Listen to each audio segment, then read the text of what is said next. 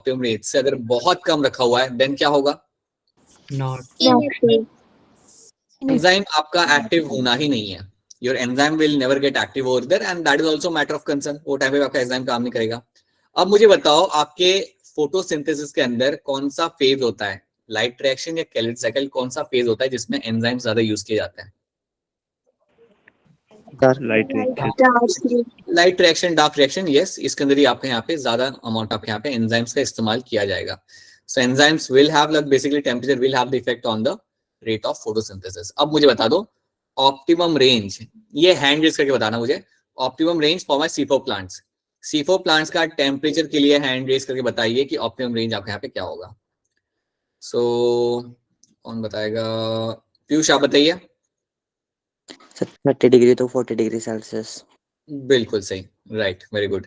अब same question मैं पूछना चाहूंगा C3 प्लांट्स के लिए क्या ऑप्टिमम रेंज होगा, उसके लिए भी आप हैंडल्स करके मुझे बताएंगे.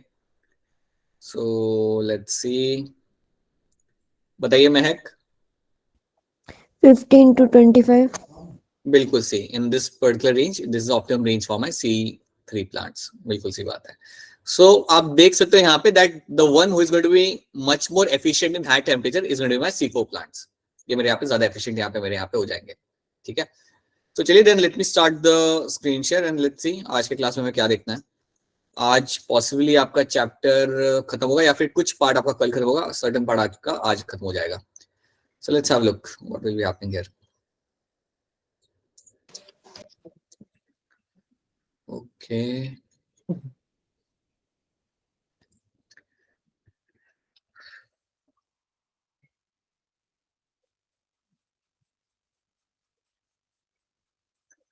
क्वेश्चन सॉल्विंग करते रहिएगा. जितने क्वेश्चन आप सॉल्व करेंगे उतना ही इसके ऊपर लाइक आपको अंडरस्टैंडिंग अच्छी होगी. So in the last class we have covered this much amount of thing. हमने देखा था यार कि CO2 का लेवल क्यों बढ़ रहा है, CO2 का कैसे लाइक सिग्निफिकेंस है in terms of your this particular plants, right, C3 C4 के अंदर. Now will move on to your water. Let's understand story of water कि वाटर कैसे आपका यहाँ पे इन्फ्लुएंस करे आपके फोटोसिंथेसिस को. सो इसको हम यहाँ पे देखते हैं. तो आपको यहाँ पे एक चीज यहाँ पे याद रखनी है. There is one thing you have to be very much clear with कि जब भी हम यहाँ पे वाटर की बात करते हैं या जब भी मैं बात करता हूँ मेरे वाटर स्ट्रेस की, सो वाटर एक आपका बहुत ही इंपॉर्टेंट फैक्टर है आपके फोटोसिंथेसिस के लिए. और अगर आपके प्लांट को होता है वाटर स्ट्रेस, अगर प्लांट को होता है आपका वाटर स्ट्रेस, तो वाटर स्ट्रेस मतलब पानी की कमी सॉइल के अंदर, अगर ऐसी कंडीशन आती है प्लांट के अंदर तो देखिए प्लांट करता क्या है. तो जैसे ही आपको वाटर स्ट्रेस आया तो प्लांट ने सबसे पहले बताया यहाँ पे क्या करना है, उसने अपना यहाँ पे स्टोमेटा बंद कर देना है. So there will be a stomata closure, right. So you will find the stomata closure will be done because of the water stress. So जब आप यहाँ पे water stress होगा तो याद रखिएगा आप यहाँ पे स्टोमेटा को हम यहाँ पे बंद कर देंगे. So that is when you will find the stomata will get closed. अब आप इस चीज का ध्यान रखिए कि अगर आपका स्टोमेटा यहाँ पे बंद हो रहा है तो इससे फायदा क्या हो रहा है प्लांट को. Why the plant is closing the stomata over here? Please raise your hand and answer this. Hand raise करके बताना कि अगर आपका प्लांट स्टोमेटा बंद कर रहा है तो उससे फायदा क्या हो रहा है. बताइए अपूर्वा, टेल अस. CO2 कम अवेलेबल होगी तो नहीं, प्लांट इसके उससे प्लांट को फायदा क्या हो रहा है, मतलब वो तो फायदा नहीं हो रहा ना प्लांट को. अगर आप पानी का स्ट्रेस, वाटर लॉस. हाँ जी, राइट. अगर आप वाटर स्ट्रेस के अंदर अगर आप स्टोमेटा को बंद कर रहे हो then you will have a advantage कि आपका वाटर लॉस यहाँ पे कम हो जाएगा. So water loss will go down. So water loss आपका यहाँ पे हो जाता है कम. So this is all done to avoid the water loss. ये सब आप यहाँ पे क्यों कर रहे हो? To avoid the water loss. याद रखना अगर स्टोमेटा ओपन रहा तो ट्रांसपिरेशन होता रहेगा और पानी जाएगा और आप ये नहीं चाहते. So to avoid water loss you will be doing that. अब यहाँ पे प्रॉब्लम ये आती है कि अगर आप ये कर रहे हो, अगर आप स्टोमेटा बंद कर रहे हो तो इसका एक डिसएडवांटेज यहाँ पे आपका ये होगा दैट आपका CO2 भी नहीं आएगा. So there will be no income input of CO2. So CO2 won't enter. So CO2 will be less. So CO2 does not enter the plant. Simple सी बात है बेटा, अगर आपने अपने बंद कर दिया आपके स्टोमेटा को देन आपका CO2 तो आपका अंदर आने से रहा. तो CO2 अंदर आ नहीं सकता. अगर आपका CO2 अंदर आ नहीं सकता तो आप समझ जाइए this will lead to a decrease in the rate of photosynthesis. अगर आपका CO2 अंदर आ नहीं रहा देन याद रखना there will be a decrease in the rate of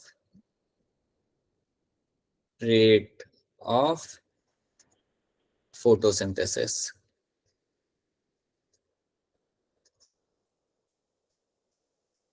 ठीक है, तो ये बात आप यहाँ पे याद रखना, there will be decrease in the rate of your photosynthesis. तो ये चीज याद रखना कि अगर आपको वाटर स्ट्रेस आ रहा है तो आप स्टोमेटा को करते हो बंद, अगर आप स्टोमेटा को करोगे आप यहाँ पे बंद, देन आपका CO2 अंदर आ नहीं सकता, अगर CO2 अंदर आ नहीं सकता देन ओवरऑल आपका फोटोसिंथेटिक रेट आपका यहाँ पे नीचे जाएगा। सो ये यहाँ पे होता है आपका disadvantage, right.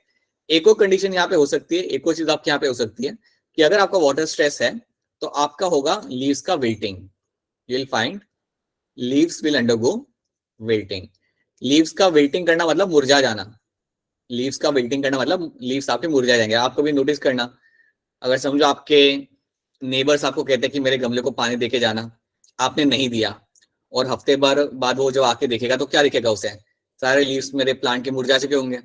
So that is called as my wilting. तो तब आप उसे क्या बोलोगे, that leaves have undergone wilting, then wet down के रिएक्शन का। So that is something you will find happening over here. और जब आपके यहाँ पे लीव्स का विल्टिंग होगा तो आपको क्या होता है इसकी वजह से, so you will find that surface area of leaf will decrease. आपका जो सरफेस एरिया यहाँ पे होगा लीफ का, surface area of leaf is going to decrease. और अगर आपका सरफेस एरिया लीफ का डिक्रीज हो रहा है क्योंकि मेरे लीव्स यहाँ पे मुरझा चुके हैं, तो उसके वजह से अल्टीमेटली पता है क्या होगा, आपका rate of photosynthesis is going to decrease. So photosynthetic rate, synthetic rate is going to decrease। तो ये बात आपको यहाँ पे याद रखनी है, राइट। अगर मेरे लीफ मुरझा रहे हैं तो सरफेस एरिया मेरे यहाँ पे कम हो रहा है, अगर मेरा सरफेस एरिया यहाँ पे मेरा अगर कम हो रहा है तो याद रखना ये बात कि you will find that your leaves will not be able to carry out photosynthesis in that particular way जैसे वो पहले कर पा रहे थे, तो आपका फोटोसिंथेटिक रेट आपके यहाँ पे नीचे चला जाएगा। बताइए वरुण, क्या है सवाल आपका? सर जब प्लांट विल्टिंग करता है तो सर उसका कलर ब्राउन क्यों होता है? नहीं, ब्राउन हो गया मतलब गया ब्राउन अगर हो गया ब्राउन ही क्यों होता है? Done, right, because you know longer have a water content in the leaf ना, आपका वाटर कंटेंट आपके लीफ के अंदर है नहीं, right. Your cells will start dying, जब आपके सेल्स की डेथ ना वहां पे चालू होगी, you will find also chlorophyll also get denatured over there. एक बार क्लोरोफिल आपका डीनेचर्ड हो गया then you have nothing to keep your plant green, है ना। So it will like, so basically wilting में कैसा होता है ना, लाइक आपके दो स्टेज होते हैं। एक स्टेज होता है जिसमें आप रिवाइव कर सकते हो प्लांट को, राइट, जिसे हम कहते हैं टेम्परेरी विल्टिंग, राइट। तुम्हें लाइक तुम्हारा अगेन नेबर तुम्हें प्लांट छोड़ के गया, उसने बोला कि इसे पानी डालना, और तुम्हें हफ्ते भर बाद याद है कि अरे उसने तो बोला तो पानी डालने के लिए। अब अगर आप पानी डाल रहे हो तो हो सकता है कि आपका प्लांट रिवाइव कर जाए, विल्टिंग हुआ था लेकिन जब तुमने पानी डाला तो प्लांट आपका रिवाइव कर गया, ठीक है। एक होता है आपका परमानेंट विल्टिंग, अगर आपने बहुत लंबे टाइम के लिए पानी नहीं डाला, प्लांट गया, फिर आप उसे रिवाइव नहीं कर सकते, ठीक है। So have a temporary and your permanent wilting, it depends on कि कितने लंबे टाइम के लिए उसे पानी वहां पे नहीं मिला है। वरुण समझ आ रही है मेरी बात यहाँ पे? सर कलर ब्राउन ही क्यों होता है सर? कलर ब्राउन इसलिए हो रहा है बेटा क्योंकि आपका क्लोरोफिल जा रहा है ना वहां पे, पानी का कंटेंट आपका निकल गया वहां से, आपकी लीव्स के अंदर से, your cells will start dying, you no longer have a life cell over there, and then the last thing you will find happening is going to be you don't have a life cell, you don't have a chlorophyll, right। एक बार आपका chlorophyll निकल गया, chlorophyll ही तो आपको मिल जाए जिससे आपको green colour आपको वहां पे मिल जाए, ठीक है।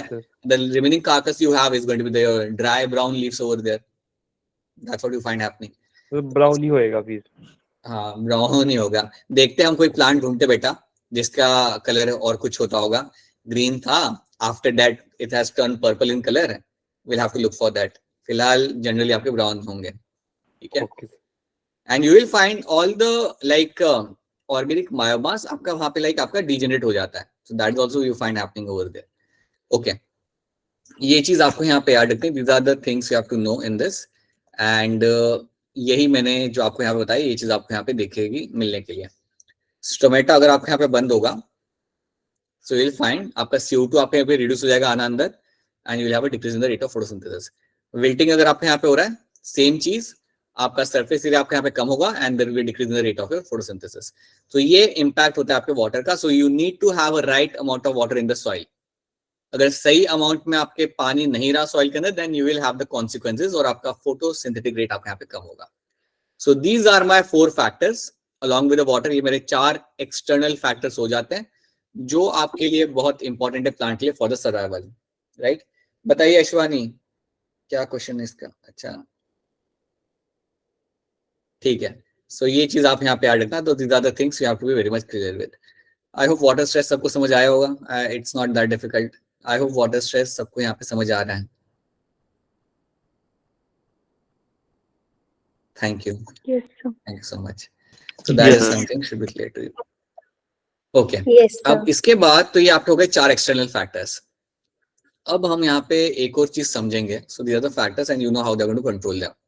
Now there is one thing you have to understand, and that thing is going to be your Blackman's law of limiting factor. So law of limiting factor, इसको हम समझते हैं. Law of limiting factor. And this is something given by my Blackman. ये इस person का नाम है, ठीक है, right? So there is this person as a Blackman who gave us a law, and that law is called as my law of limiting factor.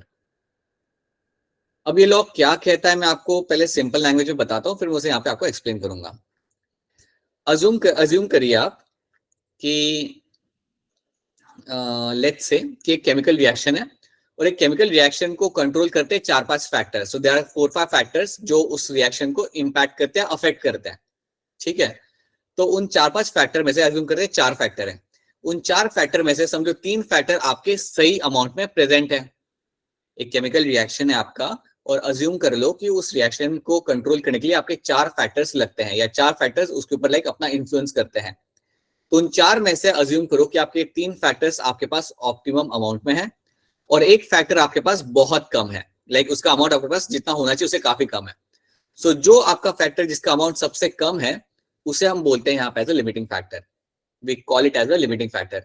अब क्योंकि आपका वो चौथा फैक्टर का अमाउंट बहुत ज्यादा वहां पे कम होगा तो आपका केमिकल रिएक्शन आपका आगे बढ़ ही नहीं पाएगा, and that factor over here becomes a limiting factor. अब यही चीज हम यहाँ पे सीखेंगे with the help of the example. So now will see the example over here and will try to understand.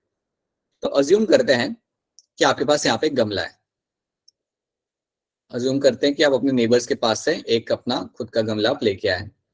Neighbours के पास से उनका गमला एक आप निकाल के लेके आए. बाय द वे अगर आप अपने नेबर्स से ऐसे पॉट मांगेंगे प्लांट के साथ तो आपको दे देंगे? No, sir. No, क्या sir. कर देंगे? No, sir. No, दे sir. देंगे? बेटा ले जाओ. Yes, sir. मैं तो ये एक्सपेक्ट कर रहा था, आपने मना कर दिया. ठीक है, कोई बात नहीं. So now you have a plant over here and assume that the plant has a optimum temperature. So इसके पास जो टेम्परेचर है आपका अवेलेबल वो आपने इससे दिया हुआ है optimum. So I just right over here it has optimum temperature, right. और इसको यहाँ पे मैं बॉक्स लगा देता हूँ. So it is optimum temperature. आपका यहाँ पे लेट्स अज्यूम करते हैं कि आपका light is also optimum. Light भी आपके यहाँ पे ऑप्टिमम आपने देखे रखी हुई है. यहाँ पे वाटर भी आपने गमले में डाल के रखा हुआ है, बल्कि जब आप गमला लाए थे तब आपने बोला अंकल आप पानी डाल के ही देना मुझे. सो पानी भी आपके यहाँ पे डाल के रखा हुआ है आपने यहाँ पे अच्छे से इसके अंदर, ठीक है. अब जो चौथा फैक्टर यहाँ पे है that is my CO2. Assume करो कि जिस एनवायरनमेंट में आप रह रहे हो वहां पे CO2 का कंसंट्रेशन आपका है यहाँ पे बहुत low. So CO2 concentration is going to be very very very low, right. आप ऐसे चेंबर में बैठे हुए हो जहां पे आपका CO2 का लेवल आपका काफी कम है. तो अगर आपसे कोई पूछे कि इन चारों फैक्टर अगर ऐसी कंडीशन में है, टेम्परेचर है, लाइट है, वाटर है, लेकिन CO2 आपका बहुत कम है, यहाँ पे CO2 निग्लिजिबल है आपके पास यहाँ पे, तो क्वेश्चन यहाँ पे ये है कि क्या मेरा यहाँ पे फोटोसिंथेसिस होगा? तो आंसर इज नो.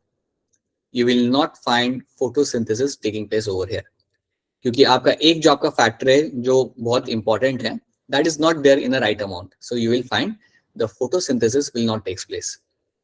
तो अब आप यहाँ पे क्या करते हो? What to do over here? तो एक चीज आप यहाँ पे समझिए. इन दैट केस मैं कह सकता हूं कि मेरा जो CO2 यहाँ पे है this is my limiting factor. This becomes my limiting factor. इसके वजह से मेरा फोटोसिंथेसिस मेरा चालू नहीं हो रहा या मेरा कर नहीं रहा प्लांट, राइट. अब आप यहाँ पे क्या करते हो? Now what do do over here? आप यहाँ पे CO2 का लेवल बढ़ाना चालू कर दो. आप उस चेंबर के अंदर CO2 का लेवल आप बढ़ाना चालू करोगे.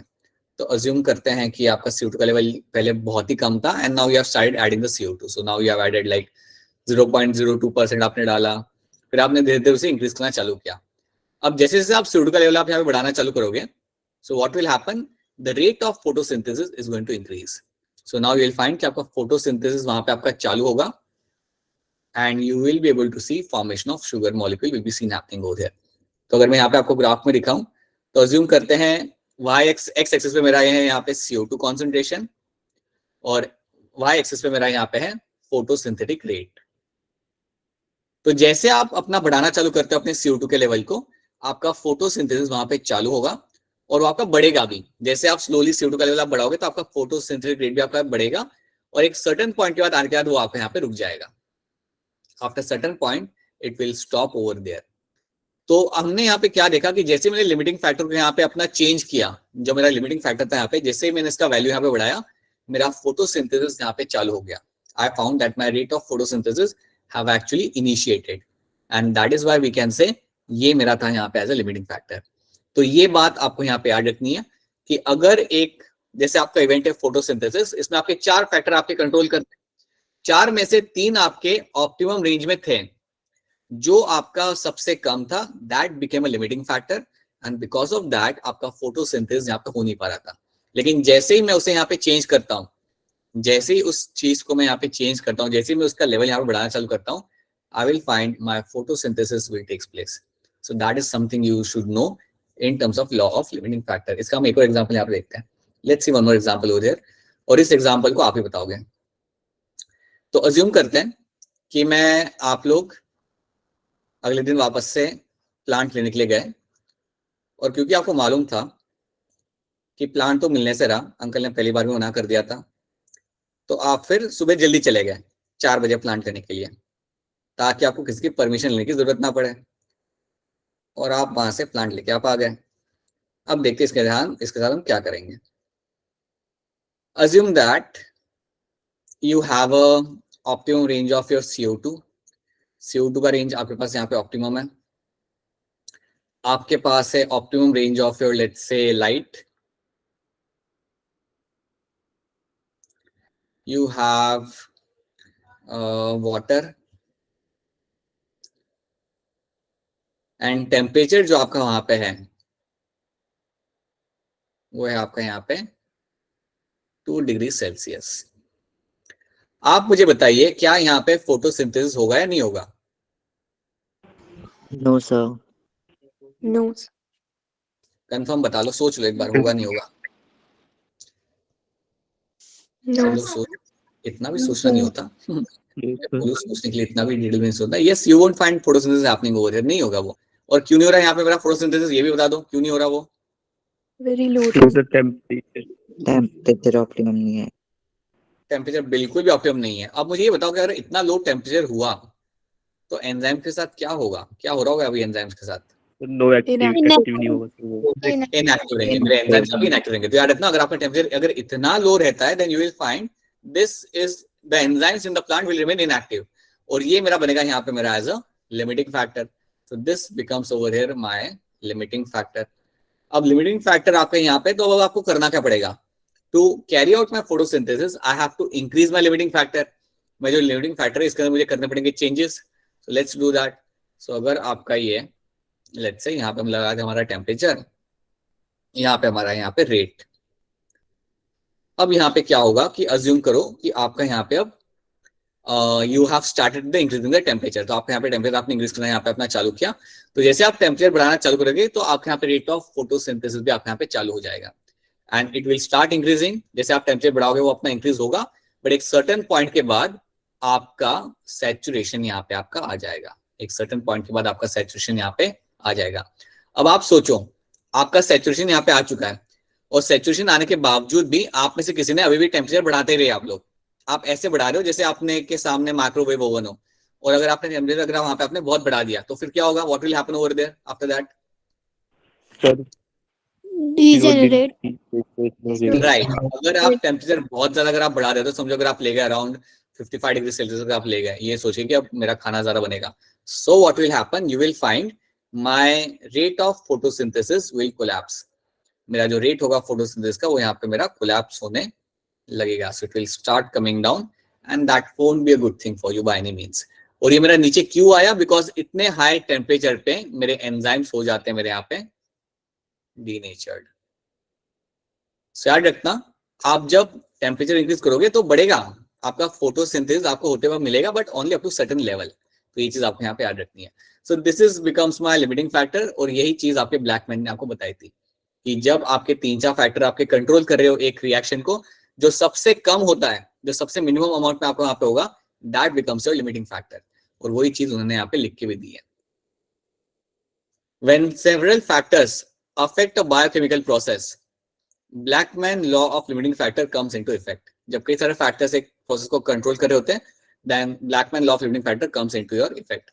This states the following: if the chemical process is affected by more than one factor, अगर chemical process is affected by more than one factor, then its rate will be determined, and उसका rate determine करा जाएगा by the factor which is nearest to its minimal value. उसका rate determine किया जाता है by the factor जिसका value आपका सबसे ज्यादा वहां पे कम रहेगा. It is the factor which directly affects the process if the quantities change. जो मैंने आपको बोली थी, इसी फैक्टर को जब आप चेंज करते हो, इसके वजह से ही आपका प्रोसेस आपका आगे बढ़ेगा और इसके अंदर आपको चेंजेस देखने के लिए आप वहां पे मिलेंगे. तो ये है मेरा यहाँ पे लॉ ऑफ लिमिटिंग फैक्टर. और ये पर्सन का नाम याद रखना है जिसने दिया था, वो तो आपको याद रह ही जाएगा, सिंपल सा नाम है ब्लैकमैन. कौन से ईयर में? 1905. काफी पुरानी बात है ये.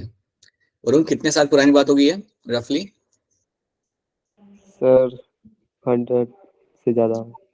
100 तो मैं भी बोल सकता था. I was hoping you will give some exact answer. क्या Varun, why you do that? ठीक है, so that is something you have to know. ये हो गया मेरे यहाँ पे लॉ ऑफ लिमिटिंग फैक्टर, तो ये आपको मालूम होना चाहिए. So I hope this topic is clear to all of you. Law of limiting factor सबको क्लियर है यहाँ पे? क्या ये टॉपिक सबको यहाँ पे समझ आ रहा है? Yes, sir. यस ठीक है. जिसको समझ नहीं आ रहा प्लीज बता दो कि समझ नहीं आ रहा, तो मैं रिपीट कर दूंगा. Please let me know that. तो this is what you have to know in your law of limiting factor. And ये सारे आपके यहाँ पे इवेंट्स होते हैं और ये डेफिनेशन आप यहाँ पे याद रखना. जैसे आपका एग्जाम्पल यहाँ पे देख रखा है इन लोगों ने.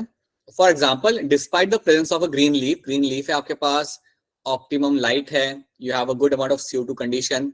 The plant may not photosynthesize if the temperature is very low. आपका टेम्परेचर अगर लो हुआ तो आपका प्लांट फोटोसिंथेसिस आप यहाँ पे नहीं करेगा. This leaf, if given the optimum temperature, will start photosynthesizing. अगर इसको आपने optimum temperature provide किया, ये अपना खाना बनाना चालू कर सकता है. So that is what they have given as an example. I think we have seen plenty of example just to understand कि यहाँ पे हो क्या रहा है. So it's a very simple thing, right? तो ये हमने यहाँ पे कर लिया. Now let's understand what is my compensation point. मेरा second topic यहाँ पे जो होगा, that is my compensation point. So let's see यहाँ पे आपका क्या होता है. Let's try to understand your compensation point. तो देखिए यहाँ पे होता क्या है, सिंपल सी बात है. अगर मैं प्लांट की बात करूँ, if I draw a plant over here, आप जानते हो कि एक प्लांट हमेशा आपके CO2 को अंदर लेगा फॉर द फोटोसिंथेसिस के लिए. So plant will always take up the CO2 from the environment to carry out photosynthesis. So यार इतना CO2 का इंटेक आपका हमेशा रहता है. So you have the CO2 intake और ये आपका करा जाता है particularly for your photosynthesis.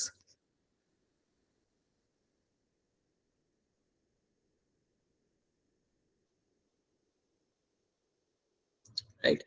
So that is one thing you have to know.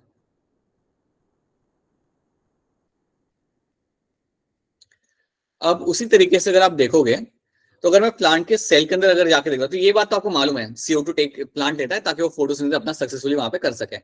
अगर आप प्लांट के सेल के अंदर अगर आप देखते हो, if you observe a plant cell, तो प्लांट सेल के अंदर आपको हमेशा ATP फॉर्मेशन आपको होते हुए आपको मिलेगा. नाउ टेल मी, आपके एनर्जी मॉलिक्यूल जो आपके ATP होते हैं, ATP जो आपके एनर्जी मॉलिक्यूल आपके रहते हैं प्लांट के अंदर, इनको कौन बनाता है प्लांट सेल में? Who will make this ATP molecules?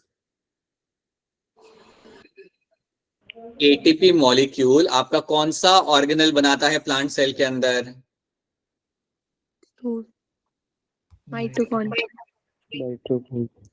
Mitochondria. पहले श्योर हो जाओ सब लोग, माइटोकॉन्ड्रिया सही है गलत है ये बता दो मुझे आप लोग. पक्का श्योर? Yes, sir. हाँ जी, माइटोकॉन्ड्रिया बनाएगा ना. Yes, mitochondria is the one which will make the ATP, right? अब देखो यहाँ पे होता क्या है, आपके प्लांट सेल के अंदर assume that you have a mitochondria. So let's say you have your mitochondria over here in the plant cell. अब माइटोकॉन्ड्रिया के अंदर आपका एक रिएक्शन होता है जो हमने ऑलरेडी एक बार पढ़ा था. We have seen something like aerobic respiration. Mitochondria के अंदर you will have a event of your aerobic respiration आपका होता है माइटोकॉन्ड्रिया के अंदर. अब आपको अगर मैं शॉर्ट में बताऊं तो एक चीज याद रखना, एरोबिक रेस्पिरेशन के अंदर आप O2 यूज करते हो, ये बात आप जानते हो, you will be consuming the O2 over here, O2 को आप यहाँ पे कंज्यूम करते हो, that is been done by the mitochondria. अब जब आप एरोबिक रेस्पिरेशन कर रहे होते हो तो याद रखना ये टाइम पे आपको एटीपी बन के आपको मिलती है। अगर आपको याद हो तो हमने 2 साइकिल देखे थे, एक था आपका क्रेब्स साइकिल और एक था आपका इलेक्ट्रॉन ट्रांसपोर्ट चेन, जिसे हम इवन कहते थे एज अ ऑक्सीडेटिव फॉस्फोराइलेशन। क्या ये 2 टर्म्स आपको याद आ रहे हैं? We have done already these 2 terms in the cell chapter, है ना? So we have these 2 terms, you have this Krebs cycle and then you have your oxidative phosphorylation. ये 2 इवेंट्स आपके होते हैं माइटोकॉन्ड्रिया के अंदर, और जब ये इवेंट्स आपके होते हैं तो आपको बहुत ज्यादा एटीपी आपको मिलता है। अल्टीमेटली आपको बहुत ज्यादा अमाउंट में आपको यहाँ पे एटीपी देखने के लिए आपको मिलता है। तो ये बात आप याद रखिए कि जब आपका एरोबिक रेस्पिरेशन किया जाएगा तो आपको मिलती है बहुत ज्यादा एटीपीज, आपको काफी ज्यादा काफी अच्छे अमाउंट में आपको यहाँ पे एटीपीज आपको यहाँ पे मिलेगी, ठीक है? और ये जब आपको करना होता है तब आप O2 को कंज्यूम करते हो, तो ये बात भी आप यहाँ पे याद रखना। And all this aerobic respiration will be happening in the mitochondria, ये याद रखते हैं, मेरा mitochondria, this is my mitochondria. और एक और बात समझ लो, कंफ्यूजन मत रखना, mitochondria is something you will find in the plant cell, mitochondria is something you find in the animal cell, ठीक है? ये सब में मिलता है आपको, ये मत सोचना कि सिर्फ एनिमल सेल में होता है, माइटोकॉन्ड्रिया आपको प्लांट सेल में भी मिलेगा। प्लीज ये बात you have to remember all those basic things. आप लोगों को जब पूछा जाता है कि माइटोकॉन्ड्रिया होगा प्लांट सेल में या नहीं, then you should say yes, you will always find that in the plant cell. So ये जो आपका यहाँ पे ऑर्गेनल है ये आपके लिए बना के देगा आपको एटीपी, कैसे? By aerobic respiration, right? अब जब आपका एरोबिक रेस्पिरेशन हो रहा है तब आपको याद रखना कि आपको यहाँ पे क्या मिलेगा। When the aerobic respiration is taking place over here, what will happen, you will find there will be a release of a CO2। जब आपका एरोबिक रेस्पिरेशन आपका हो रहा होता है तो आपका CO2 यहाँ पे रिलीज किया जाता है। ये आप सीखोगे, इसके बाद जो आपका चैप्टर उसमें आप देखोगे कि जब हम लोग क्रेब्स साइकिल रन करते हैं, when we run the Krebs cycle, आपका CO2 मॉलिक्यूल आपका रिलीज किया जाएगा, और वही चीज आपकी यहाँ पे भी हो रही है। जब आप एरोबिक रेस्पिरेशन यहाँ पे आप रन करोगे तो आपका CO2 आपका यहाँ पे रिलीज किया जाता है। तो आप यहाँ पे समझिए एक बात को, आप काफी क्लियरली आप समझिए कि जब आपके सेल के अंदर रेस्पिरेशन होगा तो आपका CO2 आपका रिलीज किया जाता है। So CO2 over here is getting released, right? लेकिन जब मेरा प्लांट फोटोसिंथेसिस कर रहा होता है तब क्या होता है? CO2 is getting inside। तो एक साइड पे आपका CO2 आप अंदर ला के उसे यूज कर रहे हो, एक साइड पे जब आप उसे ब्रेक कर रहे हो, लाइक अपने जब आप कर रहे हो आपका एरोबिक रेस्पिरेशन, तो वो टाइम पे आपका CO2 आपका यहाँ पे रिलीज हो रहा है। क्या इतनी बात पहले आप सबको यहाँ पे समझ आ रही है क्या हो रहा है? Is this thing clear to all of you? Yes, sir. Yes. Yes, sir. बाकी लड़कियों को, बाकी लड़कों को, like is this thing clear to all of you? अगर नहीं समझ आ रहा तो बता दो कि नहीं आ रहा, तो I will repeat that thing to you. ज्यादा कंफ्यूजन आपको यहाँ पे रेस्पिरेटरी पाथवे में यहाँ पे हो सकता है, तो बता दो अगर ये समझ नहीं आया तो। माइटोकॉन्ड्रिया वाली स्टोरी अगर समझ नहीं आई है देन बता दो, I will explain this to you again. बोलो, Repeat कर दो। देखो यहाँ पे है क्या, यू हैव द माइटोकॉन्ड्रिया, ठीक है? एक बात याद रखना कि समझो तुमने खाना खाया, तुमने अपना रोटी सब्जी खाया, रोटी चावल खाया, अल्टीमेटली खाने को हम डाइजेस्ट करेंगे, उसमें से आपका ग्लूकोज बन के निकलेगा, और उस ग्लूकोज को यूज करके हम एनर्जी बनाते हैं, उस ग्लूकोज को यूज करके हम एनर्जी बनाते हैं, राइट? तो जब आप ग्लूकोज को यूज करके एनर्जी बनाते हो यूजिंग माइटोकॉन्ड्रिया, उसे हम बोलते हैं यहाँ पे एज एरोबिक रेस्पिरेशन। तो मैं आपको ये काफी शॉर्ट में समझा रहा हूँ, बट आप ये समझ जाइए कि जब भी आप खाना खाते हो, खाना खाने के बाद आपका जो भी आपका ग्लूकोज बनता है, सो ग्लूकोज जो आपका यहाँ पे रहेगा, G is for glucose. This will enter the mitochondria in a different way, but याद रखना इसको यूज करके हम माइटोकॉन्ड्रिया के अंदर 2 पाथवे रन करते हैं, क्रेब्स साइकिल और आपका इलेक्ट्रॉन ट्रांसपोर्ट चेन या आपका ऑक्सीडेटिव फॉस्फोराइलेशन। जब आप ये रन करते हो तो क्या होगा, आप इसको ब्रेक डाउन करोगे, राइट? बेसिकली आप ग्लूकोज को ब्रेक डाउन करते हो ultimately to give you the large amount of ATP, to give you the large amount of your ATPs. Kishore, इतनी बात समझ आ रही है यहाँ पे? Is this thing clear to all of you? Yes, sir. Why it is so difficult for you to say yes or no? ये मुझे कभी समझ नहीं आता। किशोर, समझ आ रहा नहीं आ रहा? Yes, sir. So that is something you will find happening over here, right? Now what will happen after this? What you will get to see कि आपका अगर एरोबिक रेस्पिरेशन अगर आपके यहाँ पे हो रहा है, तो आप ये बात आप यहाँ पे समझिए कि during this process what will happen, जब भी आपका ये इवेंट होता है, जब भी आप यहाँ पे क्रेब्स साइकिल करते हो, when you do the Krebs cycle, आपका यहाँ पे क्या होगा, आप डायरेक्टली याद रखना एरोबिक रेस्पिरेशन, तब आपका क्या होगा, आपका CO2 रिलीज किया जाता है। जब आप ब्रेक डाउन करते हो मॉलिक्यूल्स को तो आपका CO2 यहाँ पे आपका रिलीज किया जाएगा। तो इसलिए हम यहाँ पे बोल सकते हैं that during respiration CO2 is getting released, during respiration the amount of CO2 from the cell is getting release. आपके बॉडी के अंदर आप ये चीज तो आप जानते हो ना कि आप जब इनहेल करते हो तो आप ऑक्सीजन लेते हो, जब आप एक्सहेल करते हो आप CO2 रिलीज करते हो। तो वो CO2 कहां से आ रहा है? That CO2 is coming from the mitochondria only.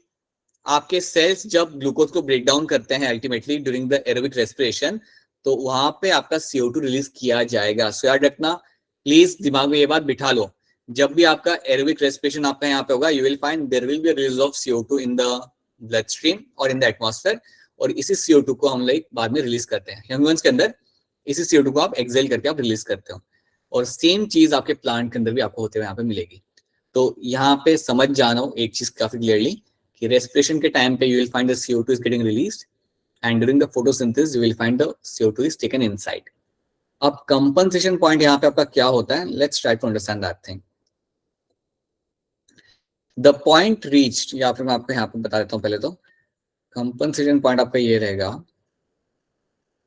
This simply means that when the amount of CO2 intake or the amount of CO2 consumed, amount of CO2 consumed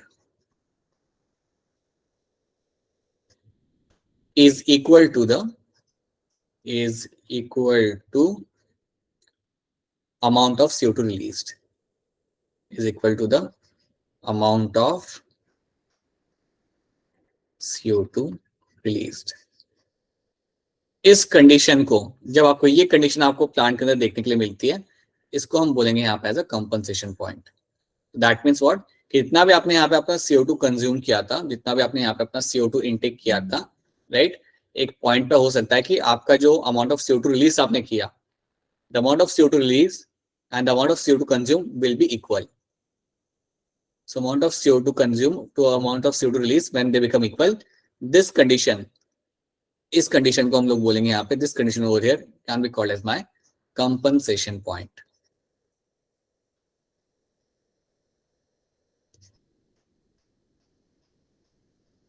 तो ये चीज आपको यहाँ पे याद रखनी है कि जितना आपको यहाँ पे CO2 कंज्यूम किया जाएगा, जब आपका सेम अमाउंट में आपका O2 CO2 आपका रिलीज किया जाता है, सो दैट पॉइंट, उस स्टेज को हम बोलते हैं यहाँ पे एज अ कंपनसेशन पॉइंट, जो आपको प्लांट्स में कई बार आपको देखने के लिए मिल सकता है। Now let's come back over here, और डेफिनेशन को आप यहाँ पे याद रख लो। The point reach in the plant when the rate of photosynthesis, when the rate of photosynthesis is equal to the rate of respiration.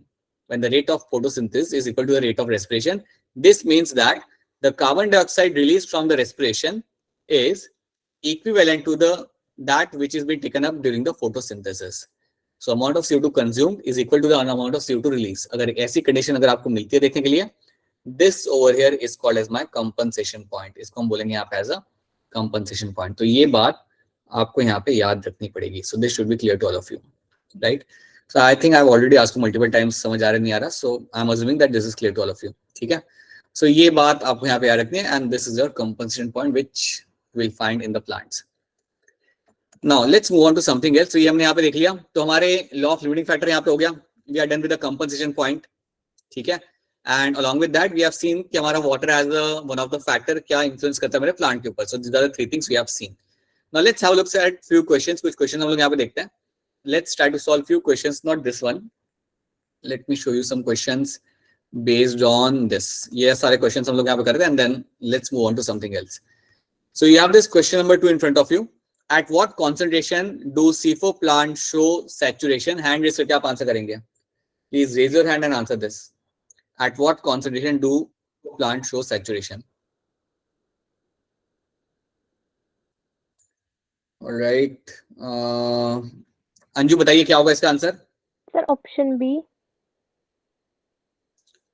आप कह रहे हैं यहाँ पे option B. Okay, I hope आपको मालूम चल रहा है सबको. It is that talking about CO2 concentration. अच्छा ठीक है, आपको ये बात मैंने आपको शायद नहीं बताई थी, इसलिए आप शायद कंफ्यूज हो रहे हो. Let me tell you over here only. 0.036% को आप इवन बोल सकते हो एज अ 360 ऑप्शन 4 पर मिलियन. ठीक है, 0.036% ऑफ CO2 को आप इवन बोल सकते हो as a 360 parts per million. और उसी के साथ साथ आपका जो 0.045 जो आपका यहाँ पे वैल्यू होता है, परसेंटेज का जो वैल्यू होता है, इसको आप कह सकते हो यहाँ पे एज अ 450 parts per million.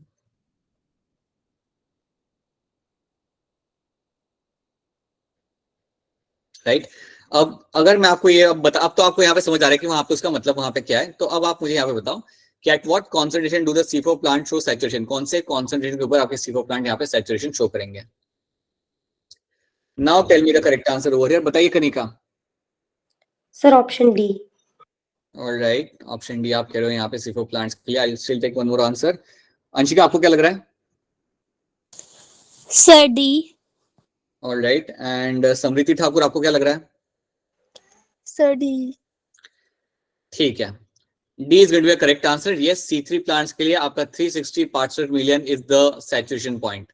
Sorry, C4 plants के लिए that will be the saturation point. हमने पहले बताया था आपको यहाँ पे कि ये लोग बहुत जल्दी सैचुरेट हो जाते हैं, they will get saturated very early, right, and that is why option 4 over here becomes a correct answer. इसलिए आपका ये बनेगा यहाँ पे as a correct answer. C3 plants का सैचुरेशन पॉइंट काफी लेट होता है, you can find them happening saturated at around 450 ppm, but not for your C4 plants. ठीक है, देन ये वाला ध्यान से करना, which of this plant have the highest optimum temperature, इनमें से कौन सा आपका प्लांट है यहाँ पे जिसमें आपको हाईएस्ट ऑप्टिमम टेम्परेचर आपको मिलेगा देखने के लिए। So raise your hand and try to answer this. Which of this plant will have the highest optimum temperature, किसके अंदर आपको मिल सकता है देखने के लिए।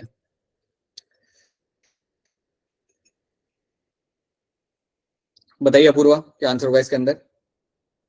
सर 3। अपूर्वा यहाँ पे ऑप्शन 3 कह रहे हैं। पुनीत आपको क्या लग रहा है? ऑप्शन 3। ऑलराइट, एंड अंशिका आपको? सर 3। और बेटा वो रेंज क्या होगा अंशिका, आपके हिसाब से वो रेंज क्या हो जाएगा?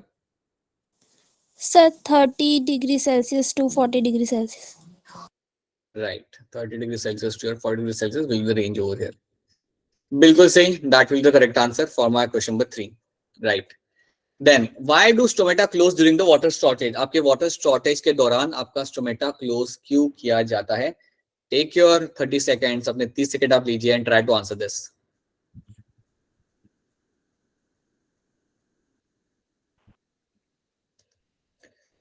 सो बताइए अंशिका, क्या होगा इसका answer? Sir option number second. Alright, Varun आपको क्या लग रहा है? Sir option second. और महक आपको क्या लग रहा है? Sir second. Yes, second will be the right answer to trap the water molecules। आप water molecules को आप यहाँ पे ट्रैप करना चाहते हो, आप उन्हें जाने नहीं देना चाहते, इसलिए आप यहाँ पे क्लोज स्टोमेटा को आप यहाँ पे बंद कर रहे हो। So option 2 over here becomes the correct answer। ठीक है, ये भी सही है। Which of these is not an effect of water stress? इनमें से कौन सा आपका एक इफेक्ट नहीं है वाटर स्ट्रेस का? अगेन सिंपल क्वेश्चन है, चार ऑप्शन को आप ध्यान से देखिए, you should be able to answer this। Which of them is not an effect of a water stress? कौन सा इनमें से इफेक्ट नहीं है आपके वाटर स्ट्रेस का? Take your 30 seconds and then try to answer this। बताइए हिम्मत सिंह, क्या होगा इसके अंदर आंसर? Sir option B. हिम्मत सिंह यहाँ पे बी कह रहे हैं। पीयूष आपको क्या लग रहा है? Sir B. गणेश आपको क्या लग रहा है? Option B. Right, option B over here becomes a correct answer. Increase in metabolism is something which becomes a right answer over here. ठीक है, which is not effect of your, ये से like ये कभी आपका होगा नहीं प्लांट के अंदर अगर वाटर स्ट्रेस हुआ तो। ये वाला क्वेश्चन नंबर 5 आप खुद से पढ़िए, take your 30 seconds, read by yourself and then try to answer this. Question को ध्यान से खुद से पढ़िए, take your 30 seconds and then come up with the right answer. Right, कुछ लोगों ने हैंड रेज किया है यहाँ पे। बताइए अंजू, क्या लग रहा है इसके अंदर आंसर आपको? Sir option 3। ऑप्शन 3 आपको लग रहा है यहाँ पे, ओके। देन अपूर्वा आपको क्या लग रहा है? ऑप्शन 2। ऑप्शन 2 लग रहा है अपूर्वा आपको। I just take one more answer right now. Piyush आप बताइए क्या लग रहा है आपको इसके अंदर सही answer? Option 2। Yes, option 2 over here becomes the correct answer, minimal value. So according to Blackman's law, if a chemical process is affected by more than one factor, the rate will be determined by the factor which is nearest to the minimal value। ये हमने अभी definition में देखा था। So that it is going to be your option 2 over here। ठीक है, तो ये बात भी आप याद रखना। इसका भी आप आंसर दे सकते हो, what is the atmospheric concentration of carbon dioxide? So सोच समझ के आप यहाँ पे आंसर दे सकते हो, you can make that happen. So again बताइए अंशिका, क्या लग रहा है इसके अंदर आंसर आपको? ये what is the answer over here? Sir, option number 4th. Option 4 के लिए यहाँ पे आपकी अंशिका. ठीक है. समृति ठाकुर, आपको क्या लग रहा है? Sir, second. एंड गणेश, आपको क्या लग रहा है? Second. Second is the right answer बेटा. ये 0.003 नहीं होगा, ये बहुत कम हो जाएगा, इतना नहीं होगा. ठीक है. सो इट विल बाय 0.03 से लेके 0.04 के बीच में is the right value over here for my CO2 level in the atmosphere. So yes, this becomes my correct answer. ये हमने क्वेश्चंस के. Now let's see few more questions over here. अच्छा, ये वाले क्वेश्चन का आप आंसर बता दो, देख के करना, ध्यान से करना. Compensation point means what? Compensation point means what? Please raise your hand and try to answer this. बताओ किशोर, क्या आंसर होगा इसके अंदर? सर 1 मिनट, मैंने अभी पढ़ा नहीं क्वेश्चन. तो इसके लिए पढ़ा नहीं क्वेश्चन, कोई बात नहीं, कोई बात नहीं, पढ़ लो. Take your 30 seconds. तब तक वरुण बताए क्या लग रहा है वरुण को आंसर? सारा हो गया सर, 2 मिनट हुए सर. वरुण क्या कर रहा है? वरुण को क्या हो गया? वरुण तुम्हें आपको क्या दिक्कत आ रही है? बताइए, महक आप बताइए, जल्दी बताइए. नहीं वरुण हो गया, वरुण हो गया, बस हो गया. अभी मैं सिलेबस सेंड करता हूँ वरुण, NSCV का सिलेबस सेंड करता हूँ तुम्हारे साथ. रुको, महक बताइए क्या आंसर होगा इसके अंदर? First. It is going to be a first as answer. When the rate of photosynthesis is equal to the rate of respiration, that will be a correct answer in this. Alright, then ये वाले question का क्या answer होगा? कौन बताएगा? कनिका बताओगे आप इसका आंसर जल्दी से? What is a C2 cycle? C2 cycle इसमें क्या होता है? कनिका इज लाइक, मैं तो हैंड भी रेज नहीं किया था, मेरा नाम क्यों आ रहा है? ऐसे थोड़ी होता है बेटा. बताओ पूर्वा, क्या होगा इसके अंदर answer? 1. Yes, glycolate cycle is the correct answer. C2 cycle के अंदर ही आपका फॉस्फोग्लाइकोलेट बनता है, तो उस हिसाब से इसे ग्लाइकोलेट साइकिल भी हम लोग यहाँ पे बोल सकते हैं. सो 1 over here becomes the correct answer. ठीक है. देन ये भी आप क्वेश्चन कर सकते हो, photorespiration is favoured by. Photorespiration इनमें से कौन सी कंडीशन के अंदर आपको होते हुए मिलेगा? Please raise your hand and then try to answer this. अपना टाइम लीजिए, take your 30 seconds and then try to answer this. ये सारे क्वेश्चंस करना बहुत ही ज्यादा इंपॉर्टेंट है, तभी जाके you will understand the complete concept of photo respiration and everything. बताइए किशोर, क्या आंसर होगा इसके अंदर? बस Kishore and Puneet, that's it. What is happening here? बताइए किशोर, क्या होगा इसके अंदर आंसर? Sir first. किशोर यहाँ पे कह रहा है फर्स्ट एज द आंसर, यहाँ पे कह रहा है किशोर. यहाँ पे गणेश, आप बता सकते हो क्या आंसर होगा इसके अंदर? ट्राई तो कर लो बेटा, क्या होगा इसके अंदर आंसर? गणेश यहाँ पे कह रहा है 4th. ठीक है, राइट. बताइए कनिका, क्या लग रहा है आपको इसके अंदर answer? So 4th. Alright. Ayushi है क्या क्लास में? Ayushi, if you are there, can you tell me the answer over here? Maybe not. So what will be happening? Your 4th is the correct answer over here. High amount of CO2. Photo respiration बेटा तब होगा जब आपका amount CO2 का O2 का amount यहाँ पे आपका ज्यादा होगा और CO2 का अमाउंट आपका यहाँ पे कम होगा. जब आपकी ये कंडीशन होती है तभी आपके चांस होता है कि आपका O2 जाके रूबिस्को पे जाके बैठे. Only in this condition there is a possibility कि आपका O2 जाके रूबिस्को की साइड को जाके ऑक्यूपाई करेगा. तो याद रखना, दैट इज व्हाई वी से कि ये कंडीशन आपके लिए सबसे बेस्ट है to carry out the photorespiration. That is going to be the option 4. Right, तो ये हम कर चुके हैं. ये वाला क्वेश्चन ध्यान से देख के करिएगा आप लोग. In addition to 12 molecules of NADPH, the energy required for the synthesis of one molecule, mole नहीं है ये, one molecule of hexose by C3 and C4 plant. Simple तरीके से पूछा है, C3 और C4 प्लांट में शुगर मॉलिक्यूल बनाने के लिए कितना खर्चा लगता है ATP का, ये इन लोगों ने यहाँ पे पूछा है. That how much amount of ATP will be synthesised, will be used to form sugar molecule in C3 and C4 plants. तो इसका आंसर आप दे सकते हो, ये ऑलरेडी हम लोग यहाँ पे पढ़ चुके हैं. So please try to answer this. Mahak, आप इसका आंसर बता सकते हो?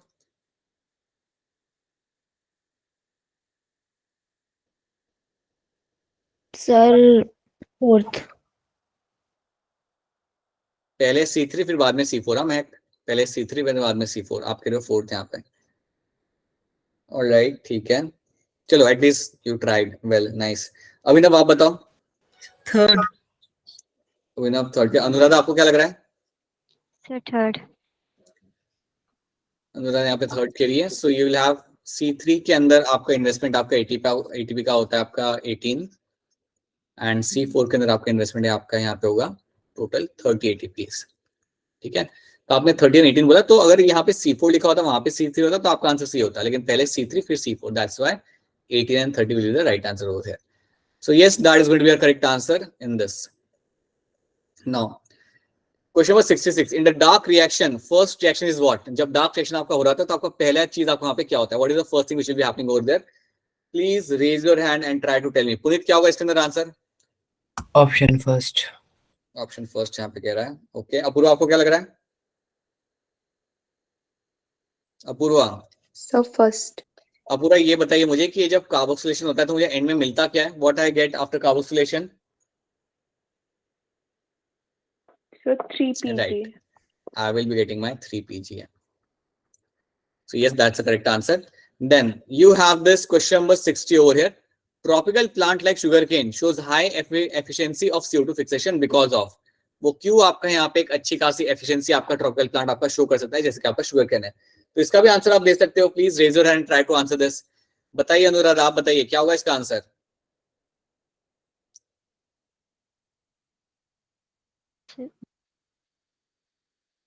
ऑलराइट, सृजन आप बताना चाहेंगे इसका आंसर क्या होगा? सृजन या सचिन, एनीवन? ऑलराइट, बताइए अंशिका क्या होगा इसके अंदर आंसर? Sir option number 1।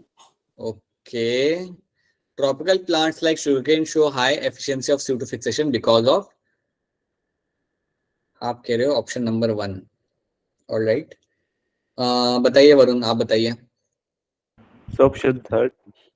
अलग ही डायनामिक आंसर्स आ रहे अभी तो मुझे यहाँ पे। बताइए Purva. 2। Right, Hatch Slack pathway. बेटा हेड स्लैग पाथवे को हम पता है क्या बोलते हैं? This is also called as my C4 pathway. यही है मेरा यहाँ पे C4 पाथवे या यही है मेरा यहाँ पे C4 साइकिल, इसको भूलना मत। ये क्या सोच के ऑप्शन 3 सिलेक्ट किया था बेटा? उसका क्या रिलेशन है यहाँ पे फिक्सेशन के साथ? सो C4 साइकिल जो आपका होता है यहाँ पे, प्लीज याद रखना, that is also called as my H-Select pathway या H-Select cycle over here। तो ये बात याद रखना। Krebs anatomy आपको मिलेगी देखने के लिए। It is a very simple question. We will find them in the C4 plant, so that's something you can like, don't really have to do that. 58 is based on your Kelvin cycle. So ध्यान से देखिए and try to answer this. During photosynthesis, when PGA is changed into phosphoglyceraldehyde, अब मेरी बात ध्यान से सुनो। phosphoglyceraldehyde का मतलब यहाँ पे आपका होता है G3P, ग्लिसराइल्डिहाइड 3-फॉस्फेट। ठीक है, तो ये लोग क्या करें, जब आपका पीजीए कन्वर्ट किया जाता है आपके फॉस्फोग्लिसराइल्डिहाइड के अंदर, which of the following reaction occur, इनमें से कौन सा रिएक्शन आपको वहां पे होते हुए आपको वहां पे मिलेगा? सो बताइए कनिका क्या होगा इसके अंदर आंसर? Sir reduction. कनिका आप रिडक्शन कह रहे हैं। गणेश आपको क्या लग रहा है? Reduction. Right, reduction will the correct answer होगा। तो ये आपका जो इवेंट होता है इसे हम कहते हैं यहाँ पे reduction. That should be clear to all of you. 59 is very simple. हाँ, मुझे बताइए आप क्वेश्चन नंबर 43 का answer. Fixation of 1 CO2 requires, एक CO2 को फिक्स करने के लिए आपको कितना ATP कितना NADPH का यहाँ पे आपका इन्वेस्टमेंट आपका यहाँ पे हो जाता है? Again raise your hand and then try to tell me what is the correct answer over here. So बताइए वरुण, आप बताइए। Sir option third. Option third. Varun यार यू डोंट रिवाइज एनीथिंग, घर जाके कुछ पढ़ाई नहीं करते आप, कुछ पढ़ाई करते नहीं हो without any like. Sir one आपने ना, ओके। हर्षिता आप बताइए क्या होगा इसके अंदर answer? Sir 2। Right, 2 will be the correct answer over here. 2 NADPH and 3 ATP will be the correct answer in this. So एक CO2 को फिक्स करने के लिए you need to have this. आपका 3 ATP का आपके यहाँ पे इन्वेस्टमेंट होगा और 2 NADPH आपके यहाँ पे लग जाएंगे. So that is something you have to know. Question number 42. In cyclic photophosphorylation, which of the following is formed? आपका जब cyclic photophosphorylation होता है तो इनमें से कौन सी चीज आपके यहाँ पे बनेगी? हर्षिता आप बता सकते हो 42 का आंसर यहाँ पे?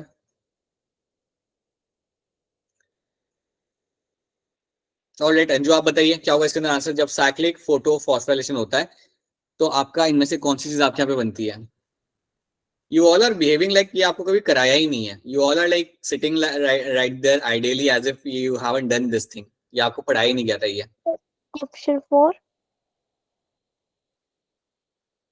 पैथेटिक। बताइए, मैं क्या बताइए? Sir option 1। Cyclic photophosphorylation. Apoorva, क्या होगा इसका आंसर? Sir, 2. सिर्फ एटीपी ही बनता है बेटा। जब आपका साइक्लिक फोटोफॉस्फोराइलेशन होता है तब आपका सिर्फ आपका एटीपी बनेगा, और कोई भी चीज आपको यहाँ पे बनते हुए आपको यहाँ पे नहीं मिलेगी। You don't find NADPH formation happening over there. आप याद करिए, ये बात हम ऑलरेडी कर चुके हैं क्लास के अंदर। We have already done this thing in the class, जहाँ पे आपका इलेक्ट्रॉन आपका साइकिल में मूव करता था। अगर आपको याद हो तो आपका इलेक्ट्रॉन, आप याद करिए कि आपका इसमें कौन सा फोटो सिस्टम इन्वॉल्व होता था। Which photo system used to get involve over here? Sir, PS1. Yes. PS1 आपका इन्वॉल्व होता था, ठीक है। अब PS1 से आपका अगर आपको याद हो तो आपका इलेक्ट्रॉन जाता था पहले आपका आयरन सल्फर कॉम्प्लेक्स के पास, फिर वहां से आपका इलेक्ट्रॉन जाता था आपका टुवर्ड्स योर फेराडॉक्सिन। अब किसको याद है वहां से इलेक्ट्रॉन मेरा कहाँ जाता था? Cytochrome. Plastoquinone. From there it used to get inside the plastoquinone. तो यहाँ से आपका इलेक्ट्रॉन आपका मूव करके जाता था वापस से इनसाइड योर प्लास्टोक्विनोन के अंदर, वापस जाता था वहां पे। और प्लास्टोक्विनोन से फिर आपका इलेक्ट्रॉन कहाँ जाता था? Cytochrome cytochrome B6F। यहाँ पे आपका जाता था इलेक्ट्रॉन वहां से वहां, एंड वहां से वो कहाँ जाता था फिर इलेक्ट्रॉन? प्लास्टोसाइनिन, बिल्कुल सही। एंड देन वहां से वो जाता था आपका PS1 के अंदर, राइट। जब आपका ये पूरा साइकिल आपका यहाँ पे हो रहा है तो याद रखना, क्योंकि आपका FD से आगे जा ही नहीं रहा इलेक्ट्रॉन मेरे NAD रिडक्टेज के पास, तो NADPH फॉर्मेशन तो बनता ही नहीं है कभी इसके अंदर। That's one thing you have to know, NADPH आपका कभी भी आपका बनेगा नहीं, पहली चीज। दूसरी चीज, जब आप यहाँ पे मूव कर रहे हो साइटोक्रोम B6 से PC की तरफ, तो यहाँ पे आपका एक ATP फॉर्मेशन आपको मिलता है। During this transfer you will find there will be a formation of ATP which can be seen over here. और याद रखना, क्योंकि आपका यहाँ पे PS2 इन्वॉल्व ही नहीं हो रहा, तो ऑक्सीजन मिलने का तो कोई चांस ही नहीं होता बेटा, क्योंकि PS2 के नीचे ही आपका होता है water splitting complex. So that is why cyclic photophosphorylation is something जिसके अंदर आपका सिर्फ यहाँ पे ATP फॉर्मेशन आपका यहाँ पे होगा। So that is something you have to know, ठीक है।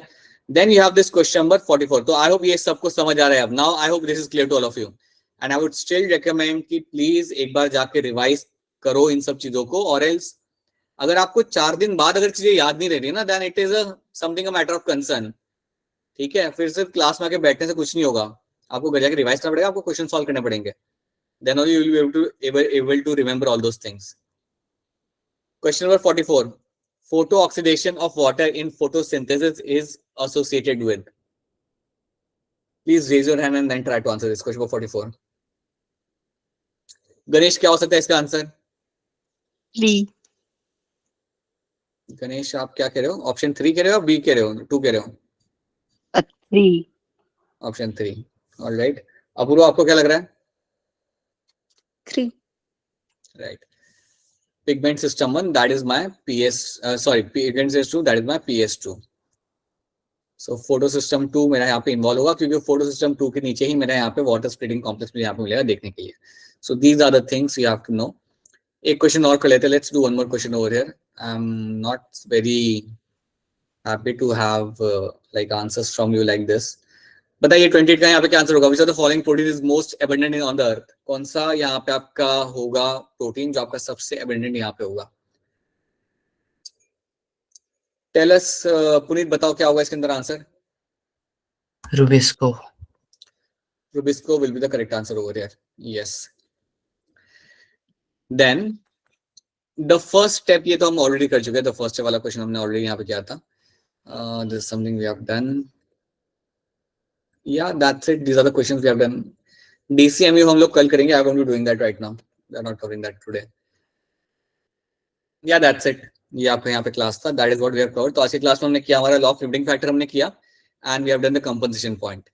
ठीक है, that these are the 2 things we have done. Right? So इसको एक बार देख लीजिए. Same old thing which I've been telling you all the time. पता नहीं आप में से कितने जाके रिवाइज करते हो. Some people do that thoroughly. Some people are not still into academic, उसमें आप जोन में हो ही नहीं शायद से, but do that, take your time out, and if you really want to be like अगर serious हो like with this NEET program, then please go home and revise all the things जो हम यहाँ पे करते हैं, or else it hardly makes a difference to you. ठीक है, let's wrap this up.